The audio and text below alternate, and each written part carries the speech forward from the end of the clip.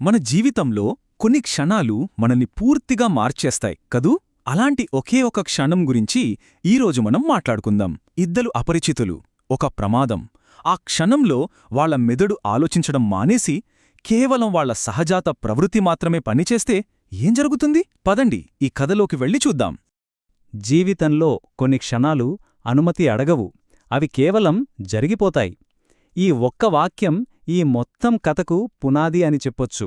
అంటే మనం ఒకటి ప్లాన్ చేసుకుంటే విధి మనకోసం ఇంకేదో రాసిపెడుతుంది. ఆ రెండింటి మధ్య జరిగే సంఘర్షణే ఈ కథ. సరే, ఇక అసలు కథలోకి వెళ్దాం. కథనంలో మొదటి భాగం, నిశ్శబ్దం నుండి భయం వరకు.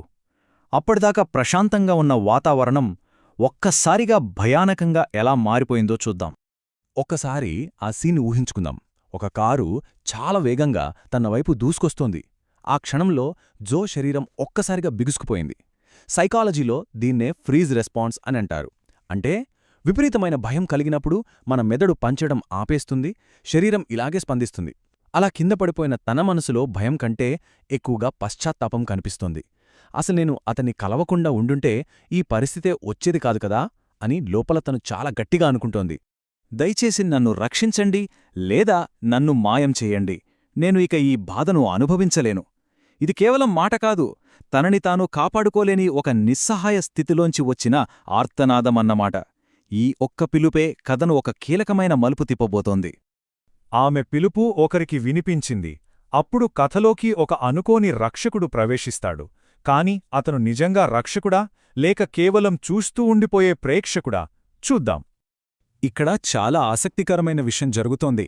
అతని మెదడుకి, గుండెకి మధ్య ఒక పెద్ద యుద్ధమే నడుస్తోంది. ఒకవైపు మెదడేమో ఇది నీ సమస్య కాదు, అనవసరంగా తలదూర్చుకు, వెళ్ళిపో అని చాలా ప్రాక్టికల్గా చెబుతోంది. కాని గుండె మాత్రం అస్సలు ఆగడం లేదు. ఏదో తెలియని శక్తి అతన్ని అక్కడికి లాగుతోంది. చివరికి ఏమైందంటే తర్కం ఓడిపోయింది, హృదయం గెలిచింది. అతన్లోని మానవత్వం, ఆ సానుభూతి అతన్ని కదలనిచ్చింది. అతను ఆమె వైపు అడుగులు వేశాడు. ఆ ఒక్క నిర్ణయంతో వాళ్ళిద్దరి కథ మొదలైంది.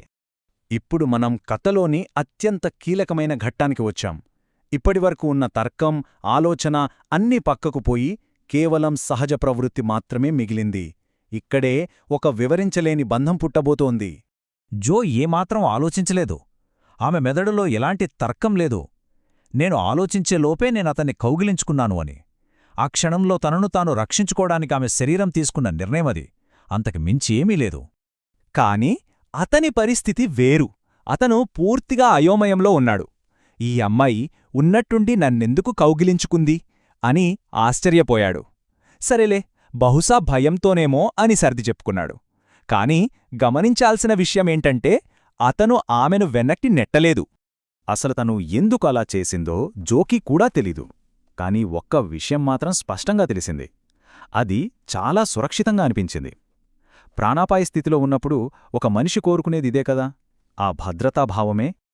ఆ కౌగిలితో కథలో ఒక పెద్ద మార్పొచ్చేసింది.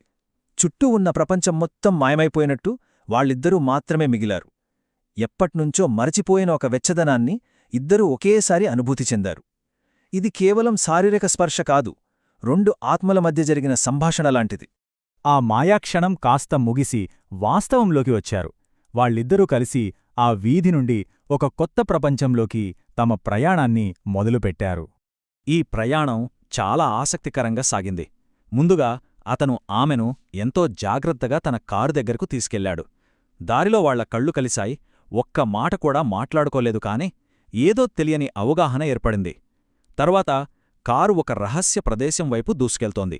చివరికి వాళ్లు చేరుకున్నది ఒక అద్భుతమైన భవనం దగ్గర. అది చూసి జోకి ఒక్కసారిగా షాక్ తగిలింది. ఇక కథనం చివరి అంకానికి చేరుకుంది. ఇందాక మనం చూసిన వెచ్చదనం స్థానంలోకి ఇప్పుడు చల్లదనం ప్రవేశించబోతోంది.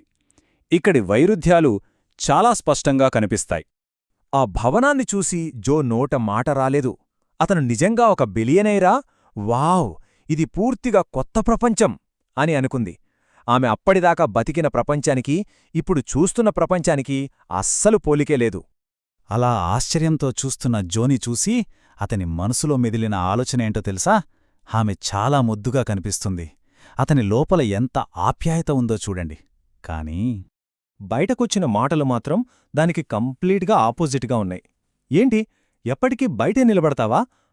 లోపలికిరా అన్నాడు. అతని మాటల్లో ఎంత చల్లదనం, ఎంత దూరం, ఇంకా చెప్పాలంటే కాస్త కఠినత్వం కూడా కనిపిస్తున్నాయి. చూశారా ఆ భావోద్వేగ అలజడిని? లోపలేమో వెచ్చని, రక్షణాత్మకమైన ఆలోచనలు, కాని బయటకేమో కఠివమైన, చల్లని మాటలు. ఈ వైరుధ్యం ఎందుకు? బహుశా అతను తన భావాలను బయటపెట్టడానికి భయపడుతున్నాడా, లేక తన ప్రపంచంలో ఇలాగే ఉండాలని నేర్చుకున్నాడా? అతని ప్రవర్తన జోనీని పూర్తిగా గందరగోళంలో పడేసింది. కొద్దిసేపటి క్రితం ఎంత మంచిగా ఉన్నాడో ఇప్పుడేమో మళ్ళీ ఈ యాటిట్యూడ్. ఎంత బైపోలార్ వ్యక్తి ఇతను అని అనుకుంది. ఆమె దృష్టిలో అతనొక అంతుచిక్కని మిస్టరీగా మారిపోయాడు. ఇప్పుడు మన ముందు ఒక పెద్ద ప్రశ్న మిగిలిపోయింది. 2 హృదయాలు, ఒకే బంధం. కాని ఈ బంధం ఎటువైపుకు దారితీస్తోంది? ఒక ప్రమాదం నుంచి పుట్టిన ఈ సంబంధం ఒక అద్భుత కథగా మారుతుందా, లేక అదొక ప్రమాదకరమైన ఉచ్చుగా పరిణమిస్తుందా? దీని గురించి ఆలోచించాల్సిన అవసరం ఎంతైనా ఉంది.